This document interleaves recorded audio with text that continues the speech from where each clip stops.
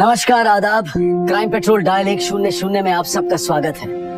कई बार जिंदगी में हम बिना सोचे समझे जल्दबाजी में फैसले करते हैं और कभी कभी ये फैसले हमारी सोचने समझने की ताकत को खोखला कर देते हैं। हमसे जल्दबाजी में वो करवा देते हैं जिसका खामियाजा एक बड़ी कीमत से चुकाना पड़ता है। और कई बार तो ये फैसले बहुत महंगे साबित होते हैं और हमारी जिंदगी की दिशा को ही बदल देते हैं।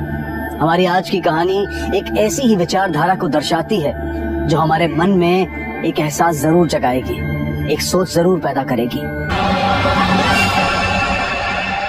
सर, कल दोपहर से हमारा बेटा घर से निकला हुआ है, अभी तक वापस नहीं आया और उसका फोन भी नहीं लग रहा है। आपके बेटे की उम्र क्या है? सर, बस अभी 2 महीने पहले 18 साल का हुआ है। अच्छा, वो बता के गया है कि कहाँ जा रहा है? नहीं सर, मैं उसके लिए किचन में खाना बना रही थी तो बिना खाना खाए चला गया। जब हम किसी को नापसंद करते हैं तो हमें उनकी हर बात बुरी लगती है।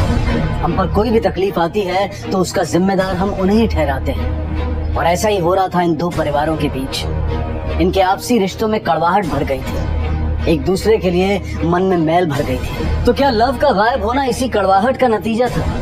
क्या लव अपनी ही किसी बुरी करनी का शिकार हो गया था या फिर वो अपने माँ बाप के बुरे कर्मों की सजा भुगत रहा था? क्या लव के गायब होने के पीछे वाकई राजेश का हाथ था? आखिर कहाँ था लव? गुजरते वक्त के साथ राज भी गहरे होते जा रहे थे। लव की बाइक के साथ खून के धब्बों का मिलना इस जुर्म की संजीदगी को बयां कर रहा था और पुलिस इस मामले की तह तक जाने के लिए जी जान से जुट गई। 16 साल की उम्र में नेहा का अबॉर्शन सबके लिए चौंका देने वाला था। लेकिन नेहा का संबंध किसके साथ था और इस अफेयर का नेहा की मौत से क्या ताल्लुक था? क्या नेहा के घर वाले उसके अबॉर्शन के बारे में वाकई कुछ नहीं जानते थे या फिर वो पुलिस से कुछ छिपा रहे थे? एक तरफ लव की गुमशुदगी और दूसरी तरफ नेहा की मौत। और उसके बाद जो कुछ सामने आया उसने इस केस को एक ऐसे भंवर में फंसा दिया जहां से पुलिस को कोई किनारा नजर नहीं आ रहा था। लेकिन पुलिस बड़ी मुस्तैदी से अपनी तहकीकात में लगी हुई थी।